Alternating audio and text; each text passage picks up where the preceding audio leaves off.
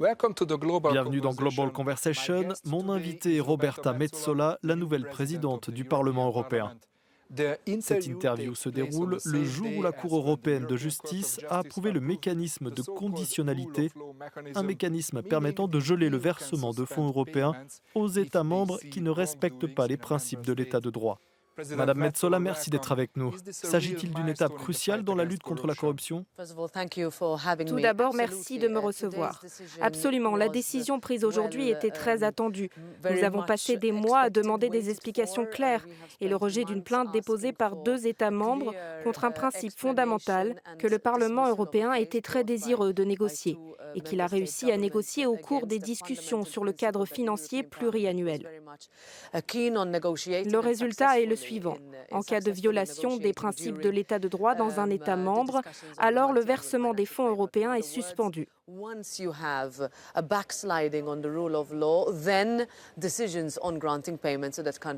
ce n'est pas notre seule décision. Nous exigeons à présent de la Commission européenne des résultats concrets et tel sera le chemin emprunté par une large partie du Parlement aujourd'hui. La Hongrie et la Pologne disent que ce mécanisme est une arme politique contre eux à cause de leur vision conservatrice et non libérale. Qu'en pensez-vous ? En tant qu'avocate, j'ai toujours considéré que l'institution judiciaire devait être respectée, tant du point de vue de son indépendance que de son interprétation du droit européen. Ce que nous avons obtenu aujourd'hui est une interprétation d'une décision prise par les institutions européennes, soit par le Parlement européen, le Conseil de l'Europe et la Commission européenne qui a lancé la procédure. À partir de là, je pense que tous les États membres devraient respecter cette décision. Le Parlement européen critique depuis un moment la Hongrie pour sa régression démocratique. Comment voyez-vous la situation quelques semaines avant les élections hongroises ? Pensez-vous que ces élections peuvent être libres et transparentes au vu des circonstances ? Je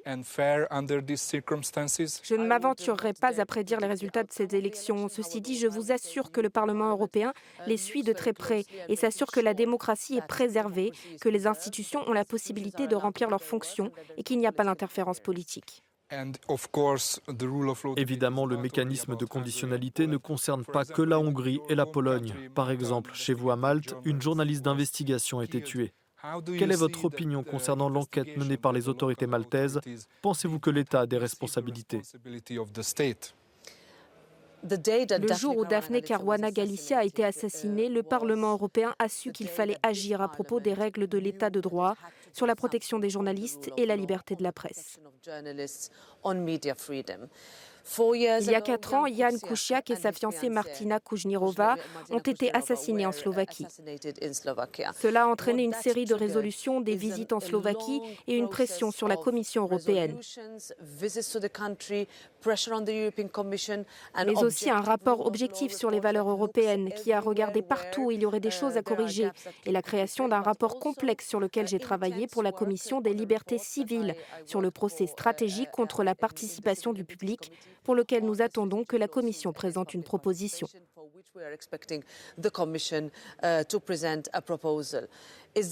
Est-ce suffisant ? Ce n'est jamais assez. Pourrons-nous un jour faire revenir Daphne et Jan ? Bien sûr que non, mais le moins que l'on puisse faire est de s'assurer que ce Parlement défendra toujours la liberté des médias.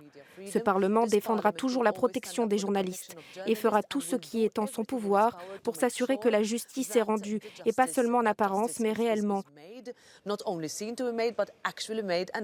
Et que la vérité que Daphne et Jan recherchaient dans leur enquête, que nous recherchons, soit enfin connue.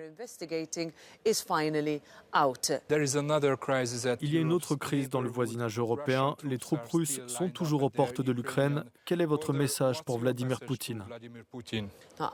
Notre message était très clair. D'abord, les dictateurs ne nous diviseront pas.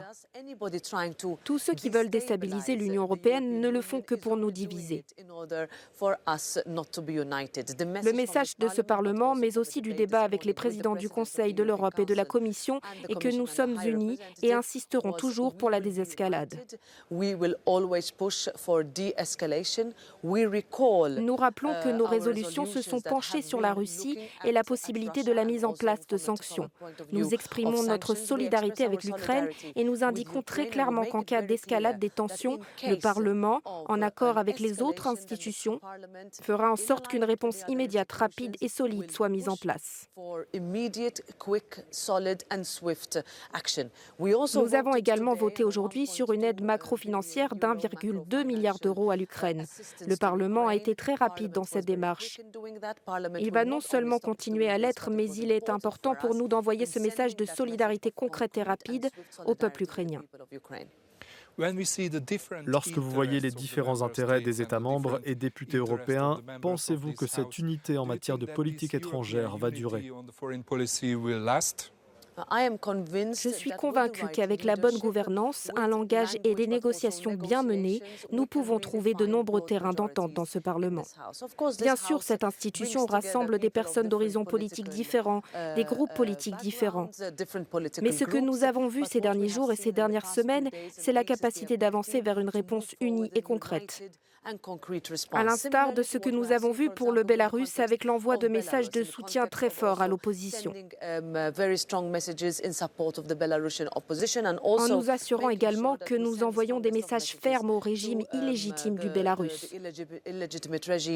Pour nous, ce Parlement s'exprime beaucoup et j'ai l'intention de poursuivre dans cette voie au cours des 2 prochaines années et demie de ma présidence. Comment voyez-vous le futur du Parlement européen et comment considérez-vous sa place au sein de l'Union européenne ? Les 2 dernières années ont été un défi pour le Parlement européen, d'abord du point de vue de sa visibilité. Mais il faut aussi prendre en compte le fait que plus de la moitié de ses membres sont nouveaux et n'ont quasiment jamais fait partie d'un Parlement. Je me souviens lorsque je suis arrivée il y a 9 ans et que j'ai vu de mes propres yeux les couloirs remplis de personnes, une session plénière très active, des discussions animées qui mènent à des conclusions législatives avec des déclarations politiques parfois très affirmées. En ce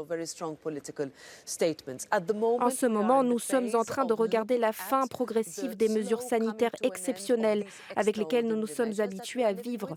Dans le même temps, nous nous assurons que nous pouvons profiter des avancées technologiques que nous avons atteintes au cours de cette pandémie. Le Parlement a été très efficace pour passer d'un mode de fonctionnement avec des membres en partie présents sur place à un mode de fonctionnement en ligne. Comment pouvons-nous continuer de permettre cette flexibilité tout en préservant le côté solennel de cette institution, de ses sessions plénières et de ses décisions? Cela compte aussi pour la relation entre les institutions européennes. Mais comme vous pouvez le voir, nous sommes très présents, nous sommes très visibles, nous faisons porter nos voix et je ne doute pas que cela ne fera que s'amplifier à mesure que nous nous rapprochons des élections de 2024. Madame la Présidente, merci beaucoup pour cet entretien.